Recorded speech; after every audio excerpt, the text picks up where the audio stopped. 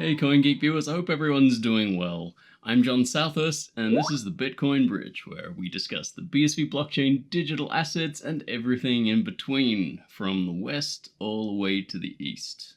Our topic this episode is greenwashing. You may have heard of it before, specifically how the BSV blockchain can be used to verify exaggerated corporate claims of environmental friendliness, ESG. I think you know exactly what I mean. Well, green accountability is exactly what the initiative Proof of ESG is all about, and joining me today to tell us all about this project is the project founder, Bryan Daugherty. Okay, Bryan Daugherty, welcome to the Bitcoin Bridge. How's it going?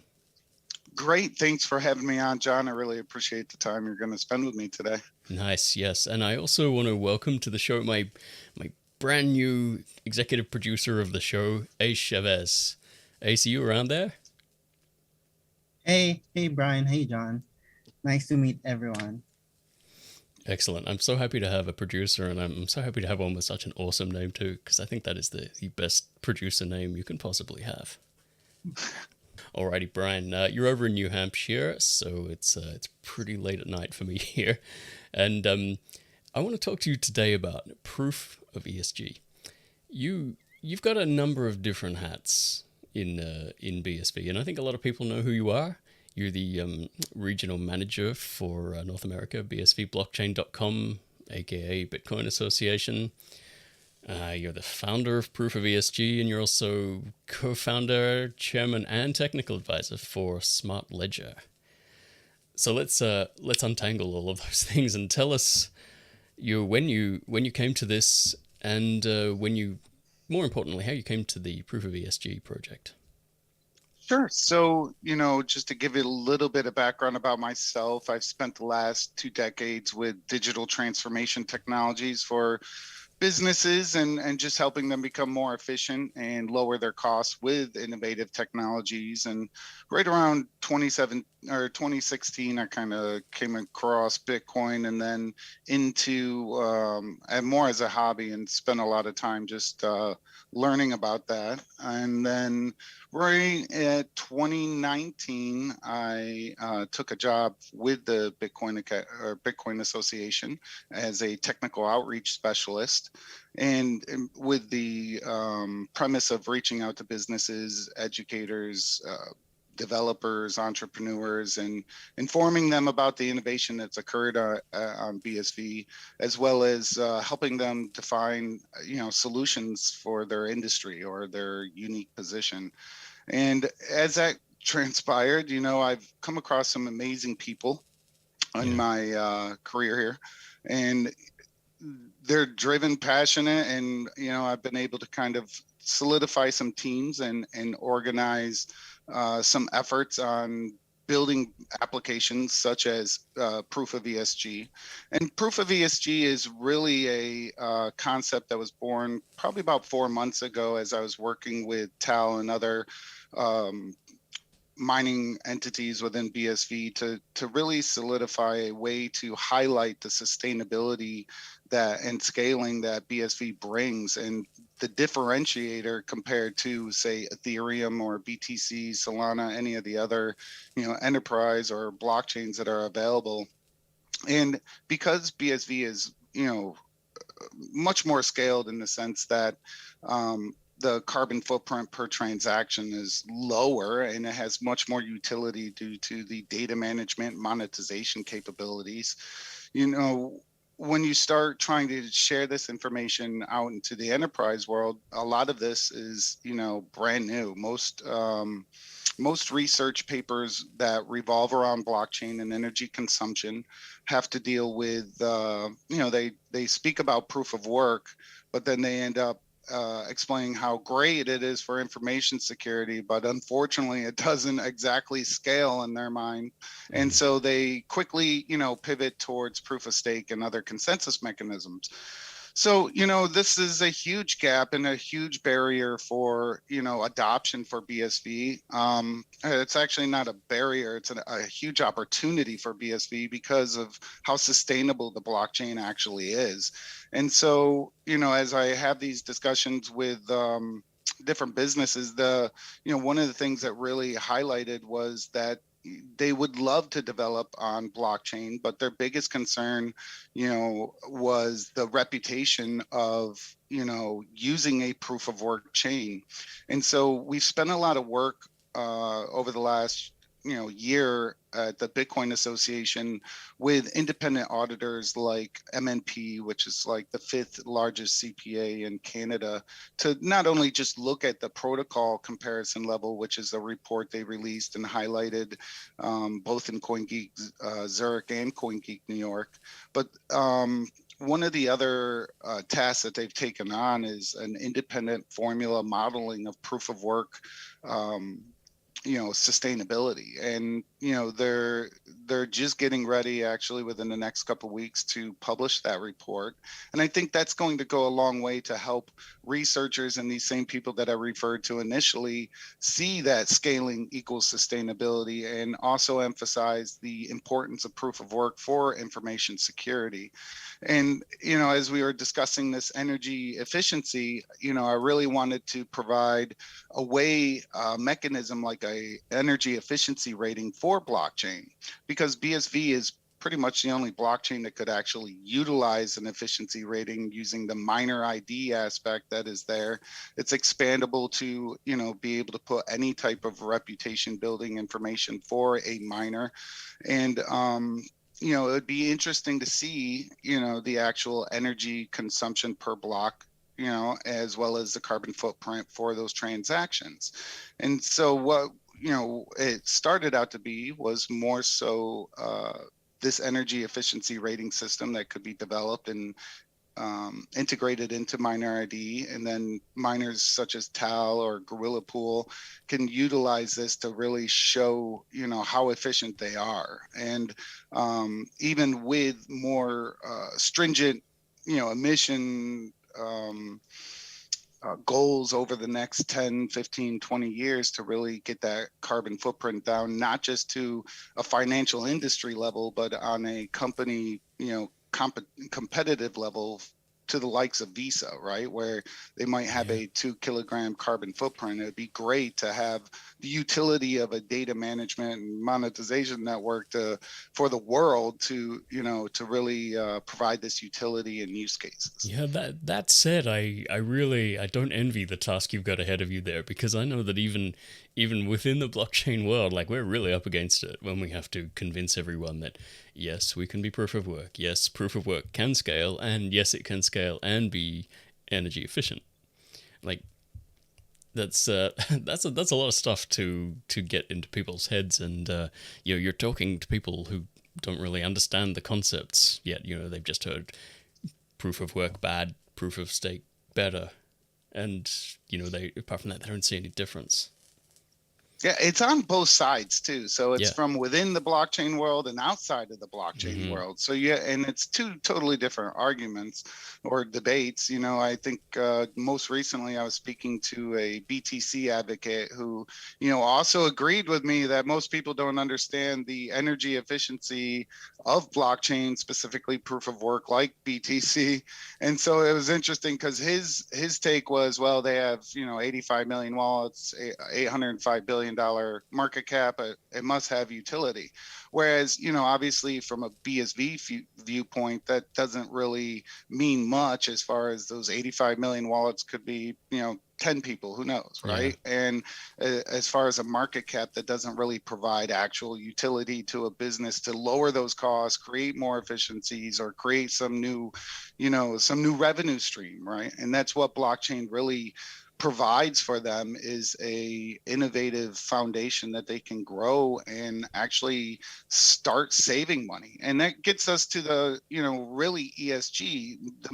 The majority of ESG up to date has been revolving around investment portfolios, and it doesn't really have to do much with actually having a huge environmental impact. And I think with blockchain, a sustainable blockchain like BSV that provides all this utility, now you can really start to integrate, the convergence of IoT, RFID, AI, along with blockchain to create these efficiencies that just were never able to happen before.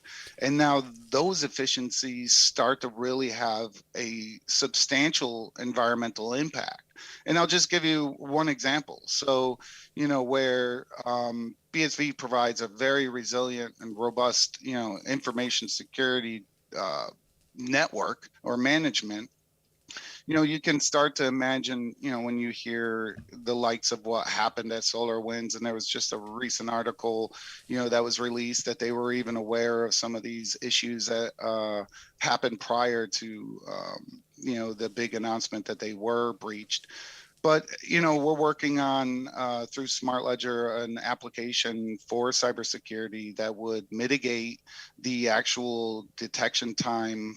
It's a 228 days right now from the time that a network is breached before they know it. So, using BSV in an external node that can't be compromised, now you can mitigate that down to, almost instantly. Mm-hmm. So when now you're thinking about the average cost of a cybersecurity hack is, depending on the industry, could be upwards of $3 million. And that doesn't even count the actual fine that they're going to get, which is usually much more than what they had to pay.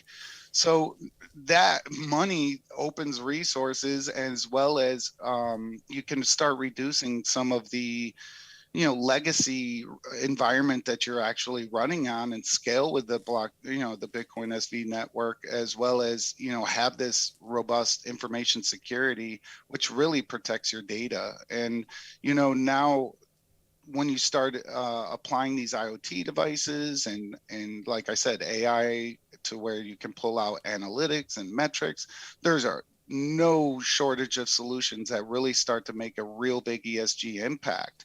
But even on the lowest level, lowest hanging fruit, the biggest issue that came out of COP26 this past week was, authenticating this data, right? So you need to be able to authenticate legacy ESG reporting. Otherwise, it starts to open an enterprise up for greenwashing fines, which are really starting to hit home. They're going back years now and starting to go after these companies that made any type of salacious statement that they couldn't provide. And so these sustainability reports were just really anything that they wanted to provide out there, but now where they're tied to investors and stakeholders, they want to authenticate the data. And using IoT, you can measure it, right? Actual carbon, sequestering type of technologies or carbon reducing technologies, and then put that information on chain, where you have, access to that in perpetuity. And, you can ensure that the data doesn't change. So, we can have an honest discussion when it starts coming down to how do we best, approach ESG in a way that's really going to make a substantial impact on the environment. Yeah, Bryan, I just want to pull you up a little bit there, because we talked about a lot of stuff there. We went from like carbon footprints to cybersecurity, and I know this all falls under the umbrella of ESG, but how well known is that concept in the business world? I'm guessing it's more of a thing now. To be honest, when I first heard about this, I'd never heard it expressed as ESG before. I've known about the triple bottom line probably, since the 90s or whenever it was first released, first introduced as a concept. But I wasn't sure at what stage did triple bottom line become ESG and become so formalized. So ESG is environmental, social, and governance requirements, which up until now have been pretty voluntary. Are they going to remain that way? No, they're not remaining that way. And again, what's kind of come out of that COP26 is that, the biggest businesses are now being regulated to authenticate this data. Like I said, it really starts to play into investors and stakeholders into those companies, and and that greenwashing concept. So you have to authenticate this data moving forward. And from what I've read of a lot of the discussions that took place there, is that this is going to migrate to mid-market and small and medium-sized businesses, within the next couple couple of years where they also will have to be able to authenticate this data. And that's where, IoT and all of these innovative technologies, emerging technologies that are available can start to kind of plug and play together to offer these efficiencies. But to answer your question, I'm not sure when that transition has happened. I can tell you from the meetings that I've had over the last few weeks with ESG consultants, a lot of these people have been around for 7 to 10 years and providing consulting specifically on the portfolio side of it. But, from my viewpoint, they've only had really FUD to provide, right? Boogeyman type stuff where, hey, if you don't do this, you might lose customers, and if you don't do this, then it's going to harm your reputation. And now I think with the discussions that I'm having, they're starting to see, well, wait a minute, this isn't just about scaring somebody into giving us money. We can actually provide these efficiencies and really make an impact and authenticate this data, just like they're now regulating and requiring. Yeah. When we say greenwashing, we're talking about companies making claims about their environmental friendliness or their carbon footprint that are not true, or at least not verifiable. Is my understanding correct there? Yeah, I mean, there's been all sorts of cases even recently. I believe Toyota is a couple $100 million lawsuit on some greenwashing accusations that they maybe massage their statistics, but there's a whole slew of cases that have just kind of hit the books here over the last couple months and the last year, and I expect that they're going to start really going in, especially focused on those largest enterprises. Yeah, I know the concept of ESG, or environmental, social, and governance requirements for businesses. Formalizing those is kind of a controversial topic among some people. I know there's been a fair bit of resistance to it, from the beginning, probably before I was born even. However, we're not really here to discuss the rights and wrongs of that. The fact is, it's coming. It's there, and businesses are going to need to deal with that somehow. Yeah, it's not even coming. It's here, right? Like, yeah. It's already here. Especially after last week. What's that? Especially the E part of ESG. Yeah, well, even the social, and corporate governance aspect, I think that they're trying to cover all three. They've highlighted, ways to look at that. But the problem is that there's, two competing frameworks and guidelines that companies can kind of adopt now. They're not holistic, and they don't really, again, kind of take in consideration some of these other aspects about, information security and efficiency and environmental impact. So I do think that topic is changing, obviously, to where, we need to have honesty in the discussion, and we need to have real metrics that are measured. And I think that, again, blockchain really just facilitates that communication and that honesty. And that's one of the key aspects. I am not EnviroMan, but I try to do my best. But at the end of the day, my motivation for this personally is just creating more an honest platform. And one of the aspects of the proof of ESG concept is to have a work group with external ESG consultants, businessmen, everybody, to kind of participate in specific work groups that they're passionate about, to kind of define a new best practices or guidelines for implementing ESG blockchain related technologies. And I'll give you a couple of examples of that. The team Unisat and Addendum, they've got an amazing solution that they've, could help be instituted today. You've got, the hard work that Paul Chiari has been doing with, Weather SV and Predict Ecology and all his partners out there that,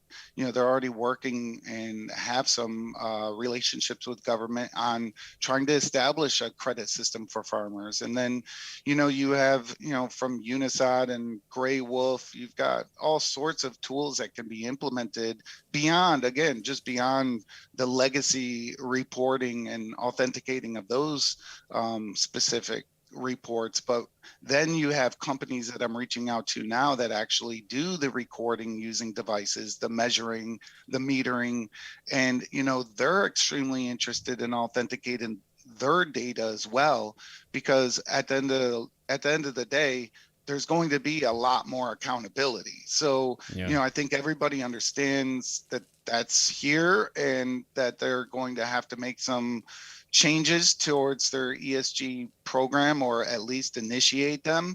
And I think regardless, I'm hoping, whatever the motivations of anybody is, that ultimately the best case scenario is that, we do lower our carbon footprint. It can't hurt, and it can't hurt to help the environment. Especially, it doesn't hurt to provide an innovative foundation for enterprises to create new revenue streams, to employ new people, to provide new sponsorship opportunities for their communities. And I think from the opportunities that we're working on through the Bitcoin Association, as well as I'm working on through Smart Ledger, there are quite a few of these type of government and mid-market enterprise solutions that they're looking at right now and looking to integrate because of the efficiency that BSV provides. Would you describe proof of ESG as an initiative, or as an advocacy group, or as a business? It does have a consultancy angle, right? It does, because it's one thing to go out and educate people, right? So you can tell them, hey, this is the next greatest product in the world, or this can help you any which way. But you also have to guide them, right? You have to give them a roadmap where to follow. You can't just sort of, throw the balloon up and hope everybody sees it and knows where to go. Oh, I know all about so, that, yeah. The proof of ESG concept is where we're bringing in all of these vendor partners that Smart Ledger has kind of made strategic partnerships across the BSV ecosystem with all of these enterprise type of offerings and applications. And so by integrating a lot of these solutions and outside experts and defining even more solutions, the way that it works is that there is a niche, say ESG market, to where people could find these solutions, from peer-to-peer carbon credit, tokenized markets, to just value chains, because of the scope 3 emissions, which makes up 80% of a carbon footprint for any enterprise, that they don't typically look at now. What is that exactly? What are those scope 3 emissions? Oh, go ahead. The scope 3 emissions you were talking about, what is that? What does that refer to? Sure. So, you have scope 1, 2, and 3 emissions for every business that exists. And your scope 3 emissions typically are your partners, or your, those that are along your value chain, that you might not have, a direct way to mitigate their carbon footprint. Yeah. But, blockchain provides, the way to where you can facilitate that trust and, improve the privacy while sharing that, and allowing these partners to start finding ways to work together to mitigate carbon across their entire value chain. And integrating BSV will automatically do that for them, whether they're using it as a rail, whether they're using it for data management, whether they're using it for computation, storage. So yeah, I think that there's definitely a roadmap for them to integrate these type. Yeah, so your scope 1 emissions refers to your direct emissions, like the yes. CO2 your company and your equipment is actually pumping out into the atmosphere. Scope 2 is the less direct ones, like the emissions cost of running your administration, your electricity bills, your computers, that kind of thing. Am I correct again there? Yeah. I'm still kind of new to this. Yeah, your scope 3 is going to take up all of the people that are within your ecosystem that you rely on to provide your product or service or offering. Right. I see. And so when you look at something like seafood chain, right, from Unisat, that's an interesting way to where now you're facilitating this data among these partners that typically wouldn't have that data, and you're facilitating a way for them to communicate that is cheaper and more secure than that they have now.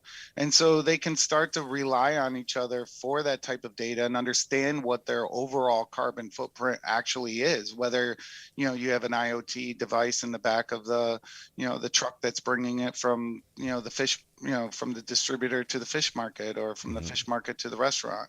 And, all of this data can be stored on chain, and by utilizing AI, which really works great on chain for the computational aspect, you can start to pull out a lot more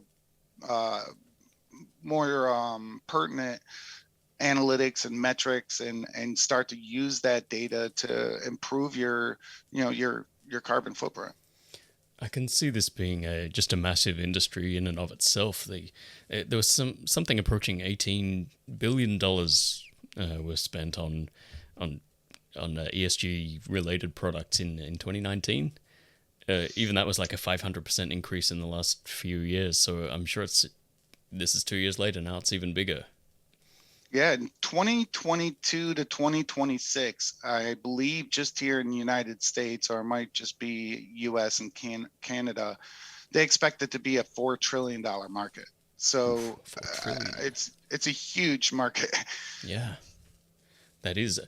So what kind of components do you introduce? Like, everyone talks about using the BSV blockchain, but the next question is often how, and how do you actually attach all of this stuff to blockchain transactions? You've mentioned IoT devices, monitors, automated systems, that kind of thing. Where do you start, even? So, surprisingly, a lot of the tools are already available, right? It's just a matter of defining a solution that's going to fit for whatever enterprise or organization that you're working with, and bringing these partners in. And that's why you have the consultancy piece of it, to where you might have an entire value chain opportunity where, say, this energy company that has these devices that are measuring and metering all these type of environmental and corporate governances. Now you can take somebody like Paul Chiari and MetaStream, where they've really, defined the way to put lots of data on chain, right? And then you can bring in a partner like Gray Wolf AI, who can provide some analytical insights based on the data that you are storing on chain. And so that's why you bring these three partners in, and now you have a more robust, type of solution. And that's kind of where Smart Ledger comes in. They kind of provide the infrastructure as a service, as well as the technical and sales support that helps a business or organization, one, become aware, two, sort of see what these solutions are, and then define a scope of work, and then work with these vendors to overcome with an actual solution that they can implement, like a proof of concept, or an actual pilot project. And this is all ready to pretty much go straight away. So we often hear about how the ecosystem must develop before we can get real value from the network, but these systems you're talking about, you could start setting them up tomorrow.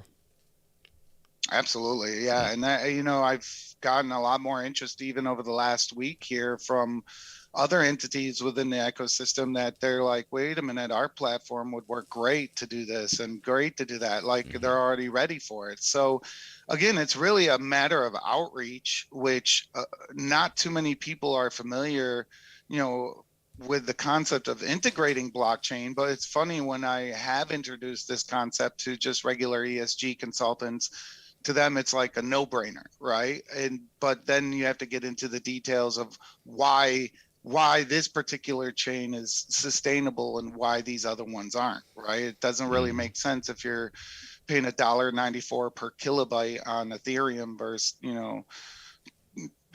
100 of a penny on BSV to put data on chain. So you also, it's not as secure. So I mean, there's all these little things that you have to tie in.